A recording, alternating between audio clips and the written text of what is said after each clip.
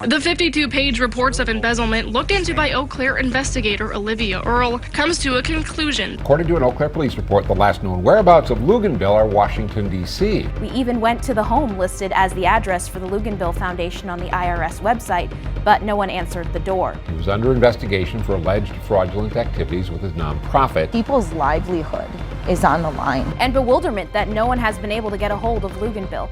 You can bet your bottom dollar we've been to hell and back. Yeah, you're going to want to buckle up for this one because this is going to sound unbelievable. One redhead boy that I used to go to school with ended up taking public office in my city, generating thousands of dollars in charity scams, and having to flee the state while the police investigated him. And it all started with his lie about being a YouTube star. This is genuinely one of the craziest scams that I've ever seen in my entire life. Some of this is going to sound so ridiculous, I know.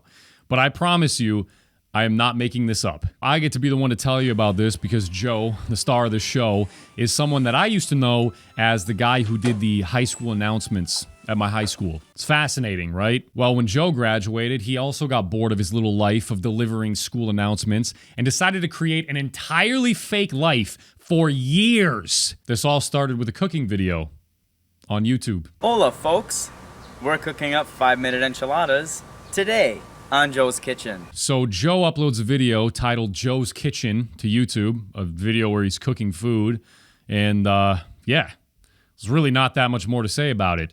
Except after 24 hours, it had 1 million views. A couple days later, it had 3 million views. Now, this was a big deal in my city because we just really didn't have a lot going on.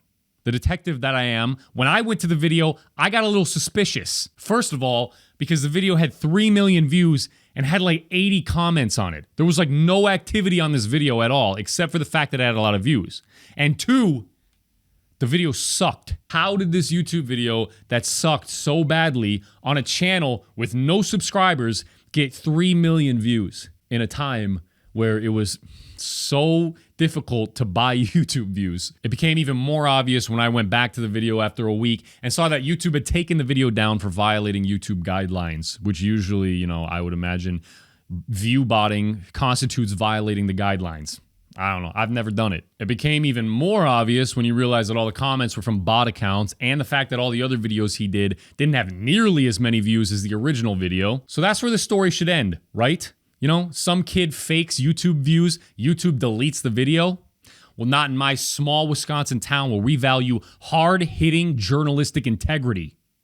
They put him on the cover of the newspapers with some of the most ridiculous articles you have ever read in your entire life. I have to show you these news articles because they are so ridiculous. But again, I promise you I'm reading the actual newspaper articles, and this is not some school newspaper. Joe's Kitchen. A young local cook serves millions over YouTube. Joe Luginbill, a recent North High School graduate, may only be 18 years old, but lately he has been experiencing local and national recognition for his YouTube sensation, a cooking show that presents him as an educated, charming cook well beyond his years. His video already had an incredible 1.2 million views.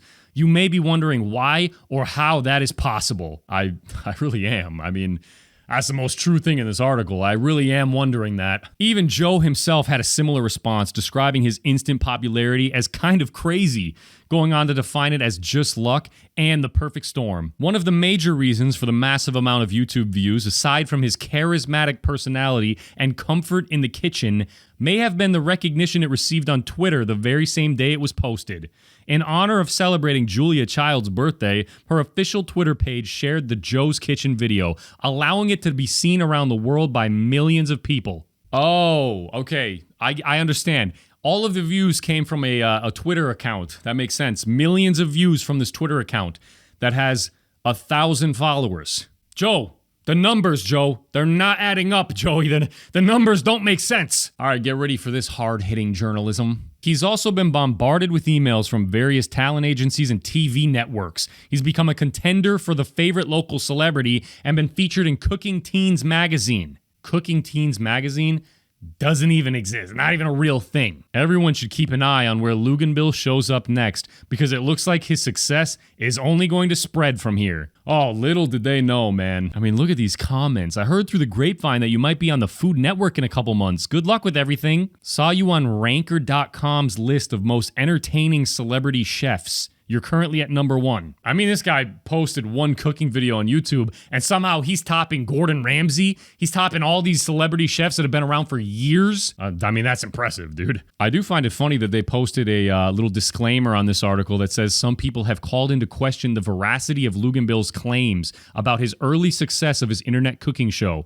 But to date, there has been no clear evidence presented that his assertions were either true or false. I mean, don't worry, I've got the clear evidence for you. Second time that Joe is on the front page of a newspaper, and this is the one where, man, I had to draw the line. There is literally no excuse for this newspaper article. This is the one where I started to get a little worried about my city. Like there's something maybe in the tap water that's turning everybody brain dead. But please, everybody enjoy the stupidest newspaper article that has ever been written. Redhead teen finds fame, has drawbacks, turns down $1 million gig as the host of a national TV show. All right, I added the word redhead, but look at the picture they used. You're probably not used to seeing the words redhead teen on the cover of a local newspaper, are you? Probably seeing redhead teen on a different website. It seemed almost too good to be true, and it all happened so fast. During summertime breaks from his job as a barista at an Eau Claire Starbucks, Luginbill, prompted by friends, decided to create videos and post them on YouTube. The videos were intended to be humorous. The first one featuring him reading rap music as if it were poetry. Yeah, that's true. He uploaded My Humps by the Black Eyed Peas and read it as if it were poetry. You can probably find the video if you want, but I'm just not going to torture us by watching this piece of garbage. On August 14th, in the kitchen of his parents' West Side Eau Claire home, Luginbill created a second video titled A French Feast that depicted him making boeuf bourguignon. Early the following morning, Luginbill's father, Dennis Luginbill, awoke and checked out his son's cooking video on YouTube. The number of hits was growing by leaps and bounds. I don't know where they get these phrases, man. I couldn't believe it. After a couple of days, the video tallied more than 3 million hits. Luginbill's life was about to change. The next year would be a whirlwind with more national exposure and a $1 million contract waiting for his signature. But was that what he really wanted out of life? Yes, who wouldn't? I want you guys to keep in mind that by the time that this was on the front page of the newspaper, YouTube had already taken this video down for view botting. So this is truly just like the most surreal shit I have ever seen. In the days after he posted his cooking video, Luginbill's cell phone seemed to ring non-stop. Why are you putting your cell phone number on a YouTube video? He fielded calls from well-wishers, agents, and entertainment representatives requesting that he pitch this product or make a public appearance to represent that agency. Media outlets from around the US wanted to interview him about his video. Oh my God. How did he make it, and why? Was he a good cook? Where did he learn to cook? The questions seemed endless, and Luginbill's phone kept ringing. Were the views real? Somebody should have asked that, right? Were the views real? Where'd the video go, Joe? It was crazy, Luginbill said. I went from being this regular 18-year-old to someone who seemingly everyone wanted to talk to. It just came out of nowhere. It was hard to make sense of it all. Deluged by job offers, Luginbill decided to withdraw from UW Stout. The way his phone was ringing, he wouldn't have been able to go to school anyways, Dennis said. I mean, remember that one, kids. Remember that one if you're in school. Just throw a picture of some attractive girl on the internet and put your phone number under it. Say, call me. Dad, I literally can't go to school. Look at my phone. How can I go to school when my phone is ringing that much? That is a crazy mental reasoning. I can't go to school because my phone is ringing too much. I have to look up the definition of deluged. Inundate with a great quantity of something. Luginbill signed on to represent local companies Mega Foods and Silver Springs. A grocery store and a mustard company? Okay, if you're deluged by job offers, you're going to work for a mustard company and a local grocery store? What, were they paying more than Nike? Gordon Ramsay, he didn't hit you up. It was a local mustard company that you went with. Maybe you weren't deluged by job offers. Although his new jobs were entirely unexpected, Luginbill was enjoying the ride. The bright, personable young man his classmates joked would one day become president of the United States seemed like a perfect fit for someone being paid to talk. I figured something like this was only going to happen once, so I was going to go with it. It was something I wanted, Luginbill said. Improbable as it often seemed to him, Luginbill's star rose even higher. His cooking videos continued to attract YouTube viewers, although none nearly as much as the Julia Child clip. I mean, that's putting it lightly. He went from 3 million views to 1,000 views. Luginbill's propensity to draw people to their computers to view his lighthearted yet straightforward culinary skills attracted the attention of a regionally syndicated radio network on the East Coast. They offered Luginbill his own show titled The Joe Luginbill Show, which initially featured Luginbill discussing nutrition and lifestyles and evolved into a talk show in which Luginbill interviewed a wide range of people about many topics. He continued to receive interview requests from the radio programs and congratulatory messages from well-known icons ranging from Donald Trump. Yeah, as far as I can tell, the entire radio show didn't even exist. The clip of Donald Trump congratulating him doesn't even exist.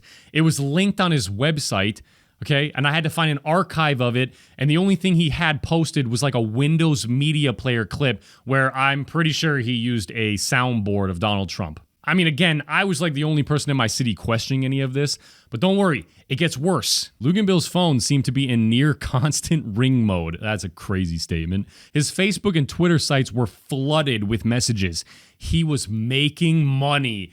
Yeah! People across the country wanted me for me. I had never thought of myself as valuable in that way. I still don't, but I liked it. I'm gonna vomit. Luginbill's continued airtime via his literally fake radio show led to an even bigger opportunity. In February, he received a phone call from an agent, whom he declined to name, saying he had a big deal in the works. A national TV cable outlet was offering Luginbill his own nationally syndicated talk show that would feature Luginbill interviewing young entertainers, philanthropists, and others looking to leave their mark on the world. It would have been kind of like the Steve Harvey Show, but aimed at a younger crowd, Luginbill said. A short time later, Luginbill received a 1-year contract for the program that would bear his name. The show's executives had planned material for 56 half-hour episodes and 6 one-hour programs. What? What kind of executives they have working over at this company that just made 60 episodes of a show without even having the guy sign on? The payoff, including his housing in Hollywood, salary, endorsements, and royalties. TV show executives were willing to pay Luginbill more than $1 million for 1 year, with the opportunity to make more in the future. As he read through the contract wording, an awed Luginbill thought, is this for real? No, it's not for real. I can't believe this even got this far. This kid paid for YouTube views on a video that got taken down and is now claiming on the front page of my local newspaper that he is getting $1 million contract. As enticing as the offer sounded, Luginbill wasn't ready to sign on the dotted line just yet. He and his agent haggled with the show's producers, mainly about the fact that Luginbill wanted more say about the show's content. $1 million. I'll be Jimmy Fallon's doormat for $1 million. He can wipe his shoes as he enters the show. I'll teach toddlers how to gamble for $1 million. I didn't have any control of what the show was going to be about, and that was a problem for me, Luginbill said. I needed to know that the show was going to have integrity. I kept hearing that I had to do this to pay my dues, but I wasn't willing to be in front of a national audience and have no say over what the show was about. As negotiations dragged on, Luginbill reflected on the 8 months since his initial cooking video that he faked. He thought about his many opportunities since then and what it all meant. He dreamed of what he would do with his money. And then, in April, Luginbill made his decision. There would be no move to Los Angeles. He didn't want to be a celebrity host. It wasn't for him. He sat down with me and showed me the contract and said, "It does nothing for me. This isn't what I want to do with my life," Dennis Luginbill said. Bye-bye, $1 million plus. Hello, sanity. Hello, sanity. That's crazy. Your dad should have dropped you off at the mental asylum, man. It was like a huge weight was lifted off my shoulders, Luginbill said. It took that TV show offer to get me where I realized I didn't want the kind of life I was headed for. It just wasn't me. 4 months have passed since the decision, and Luginbill sometimes second guesses whether he made the right choice. His decision caused an ugly split with his agent. I mean, yeah, I bet you had an ugly split, considering this guy got you $1 million contract, apparently, based off of nothing. You had the Tom Brady of agents. It angered the TV show executives who had planned his show as part of his separation agreement with those entities. Luginbill signed a non-disclosure agreement stipulating that he not release any details about the deal he was offered, or which broadcast company made the offer. Wow. Whew. Well, thank goodness, man. We wouldn't want those details getting out. How convenient for you, Joe. Luginbill also ended his radio show that there's no evidence ever even existed, deciding he had to make a clean break from his skyrocketing fame. It didn't take Luginbill long to realize he made the right choice. He said he's extremely grateful for his ride on the celebrity train because of the lessons he learned. I decided life is about more than money. My life in entertainment entailed all of this stress, all of this pressure, so many calls from media outlets and agents and others that wanted a piece of my time. The entertainment world can be an ugly business where people view you as simply a way to make them money. Luginbill said his choice also was about a desire to do something meaningful. So he will begin attending Chippewa Valley Technical College where he plans to major in business. He ponders a future in politics. Bro, can you imagine the conversation with his agent? Joe, I got you this big Hollywood contract. It's $1 million. They didn't look into any details or anything. They just took my word for it. You're going to be a millionaire. You're going to live in a mansion in Hollywood. Nah, I'm going to pass. I'm actually going to go to the technical college for business. You're probably at least a little bit curious about the video that got him all this fame. $1 million contract. Somehow people all over the nation were calling him, agents, media outlets. He basically became a celebrity overnight because of this video, right?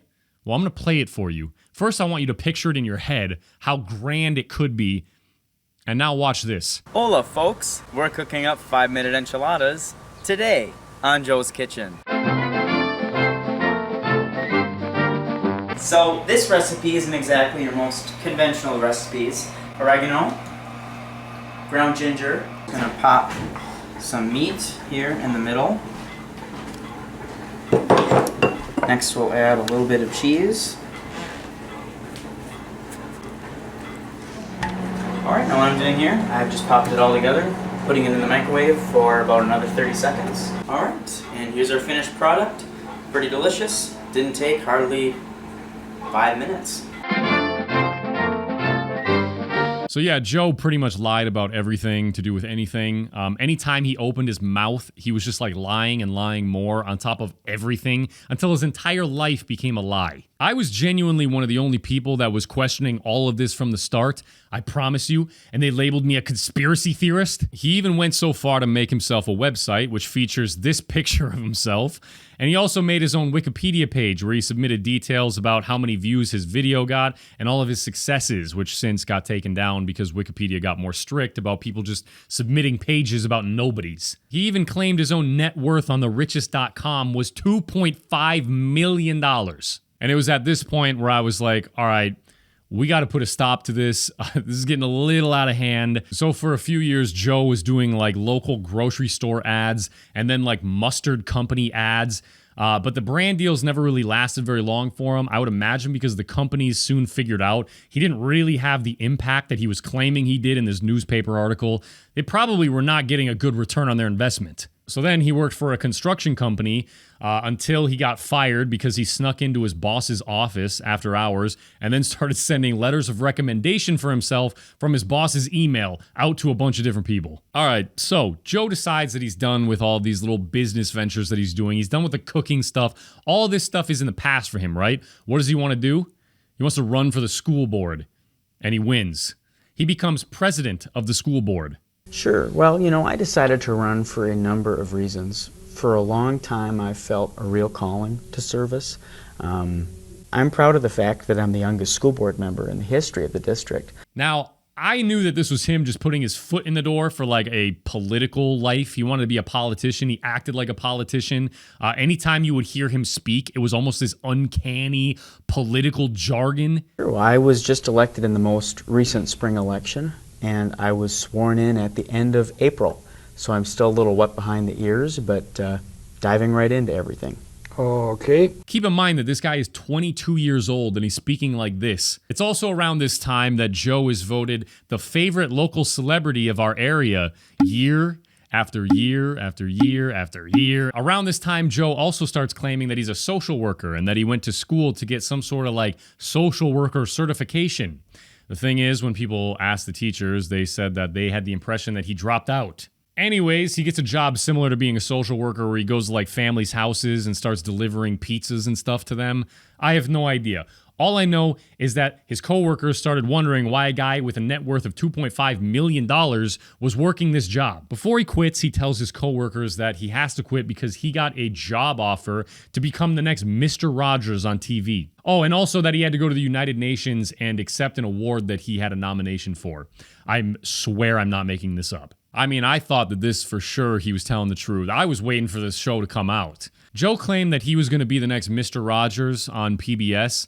The problem was that he did not expect anybody to actually email PBS and ask about this. He also did not expect an email response saying, we have no idea who this person is at all. And surprise, surprise, he did not become the next Mr. Rogers. Joe decides to turn his grift up a notch, and I do mean grift. If the word grift was ever invented for one person, it was Mr. Joe Luginbill. Throughout the years, Joe started founding a few charities. You'll see why I call them charities pretty soon. One of which was like a house for kids that were in foster care. Another one was like the Joe Luginbill's Children's Foundation, where he collected money for children. And then another one was like a scholarship foundation where he apparently was supposed to be sending out scholarships to people. Yeah, they all basically ended up being fraud. He originally was trying to build a house to put people in after they were out of foster care, which already just sounds like a bad idea. And ended up like screwing over some people, leaving a house in shambles, and that never worked out. There is a gap and there is a lack of services in this area for young people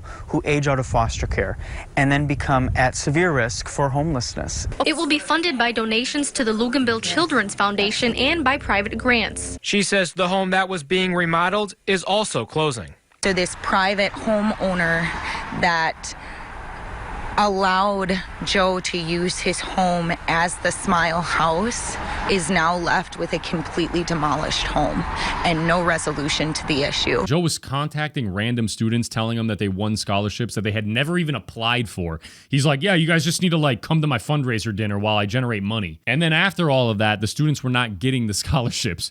Like, University of Minnesota Duluth was one of them, and they're like, yeah, we're not getting any scholarship from the Joe Luginbill Scholarship Foundation. Also, when we call them, yeah, they're just not calling us back at all. The Children's Foundation backfired when Joe tried to help an exploited child who was kidnapped by his father and taken to Italy. But it turns out that Joe was getting all of his information from the ex-wife who was lying about everything, and the dad had actually done nothing wrong and got everything approved through the courts. Joe was collecting donations to bring this child home. This kid wasn't even kidnapped, right? And Joe is collecting money. The poor dad had to come out and prove that this was all a lie, and he still says today that he's getting treated differently in the schools because of all the lies that Joe and his ex-wife were spreading. It's another weird thing, too, that this guy with an apparent net worth of $2.5 million is asking for donations. So this is where it all comes crashing down.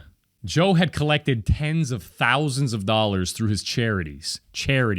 Eventually, in 2019, a police report is filed. Stuff starts coming out, including Joe. Joe actually posted a video around the same time coming out as gay, which to me felt like he was trying to deflect because he knew that it was all about to come crashing down. After months of investigation, the Eau Claire Police Department says it found Joe Luginbill used charitable donations made to his Children's Foundation for personal expenses between 2016 and 2020. The 52-page reports of embezzlement looked into by Eau Claire investigator Olivia Earle comes to a conclusion that reads, quote, when combining all the information obtained through the course of this investigation, it becomes quite clear that Luginbill used substantial amounts of charitable funds for his personal use. In 2019, a police report came out that all of the stuff that was supposed to be funded by Joe's charity organizations was not getting money. Even though he collected around $30,000 from his charities, nobody was getting paid. People's scholarships were not showing up.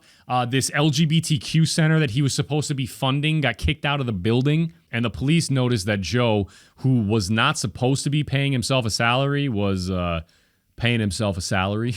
Between the years of 2016 and 2020, the police report found that Joe Luginbill used a substantial amount of charitable funds for personal expenses, including Walgreens, Lyft, Uber, iTunes, TouchTunes, Starbucks, Netflix, the Kalahari Resort, Wisconsin Dells, Airbnb, Walmart, Epoch, CVS Pharmacy, and multiple restaurants. Sounded to me like charity fraud. Police report talked about all the things in his foundations that he was supposed to be funding and how his checks were bouncing, how he issued one debit card to himself. So it was kind of apparent that Joe was running all of these charitable organizations and then just like keeping the money for himself, which if you need a term for that, that's called embezzlement. And to do it from like a charity too, like a children's charity. It's one thing to like collect money for a legal case or collect money for some stupid charity, right? He's doing it for a children's foundation. He's doing like the most innocent charities and then pocketing the money. After this police report was filed, Joe started to publicly talk about how his foundations were losing money, which is kind of funny because it's like, Joe, you're the one spending it. His solution, to get an 800% interest rate loan. I feel like we need to get like a financial expert on here because I want to know if that was a good business decision. I've always thought about taking out an 800% interest rate loan and putting it straight on red. Again, I feel like Joe should have just taken some of the $2.5 million that he's got in his bank account instead of taking an 800% interest rate loan. So then here comes the turmoil of everyone starting to realize that Joe might have been lying about all of this. In fact, it appears this weekend any sign of the foundation's creator was wiped away online. The Luginbill Foundation website and phone no longer work, and any sign of the foundation on social media has been taken down. We made numerous attempts to contact Luginbill today. We even went to the home listed as the address for the Luginbill Foundation on the IRS website, but no one answered the door. We have reached out several times to Joe Luginbill and have not heard back. His foundation's Facebook page and website also appear to have shut down. So no one knows where Joe is. Nobody can get a hold of him. Nobody can call him. His parents are even thinking to themselves, hey, honey, I think maybe our son lied about a few things to us. Until one day, someone finds out that he has fled to Washington, D.C., where he would wear glasses as a disguise and change his name to Miles. I mean, look at that. Who is that guy? Obviously, that's not Joe. So here's the part of the story where I get to tell you about the unyielding law enforcement in my city bringing to justice his little scam, right? Oh, wait a minute. This name, Peter Rindall? Oh, you guys remember my other video where I told you about a guy who attacked me and then Peter Rindall decided to drop all the charges, and then when I asked him why, he said no comment? Yeah, that's right. This is the chump that was in charge of this case. DA's office decided not to prosecute the case. District Attorney Peter Rindall and Deputy District Attorney Angela Baranek in a statement explained their reasoning for this decision, citing insufficient evidence. The guy who fled the state, changed his name, started wearing glasses. I mean, that tends to correlate with people who think they did bad stuff. I don't think Joe just woke up one day and was like, I just really want to travel.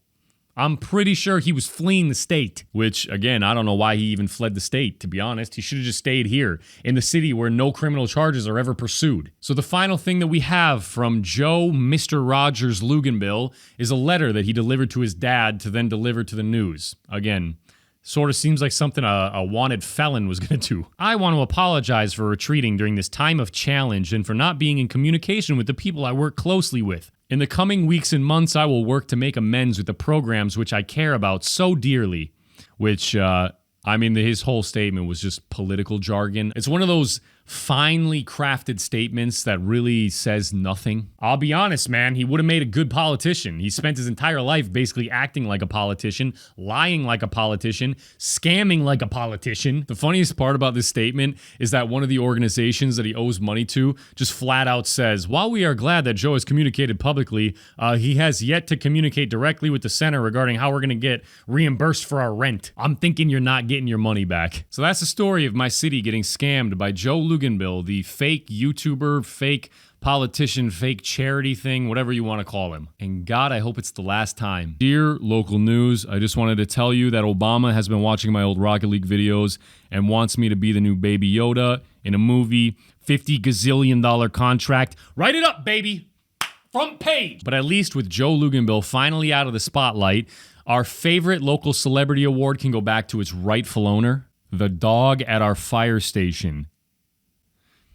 I mean, actually, I'm okay with that. To spread the word, please share this video with your friends and neighbors. With your help, we can make Eau Claire County safer for children and families. Thank you. Thank you.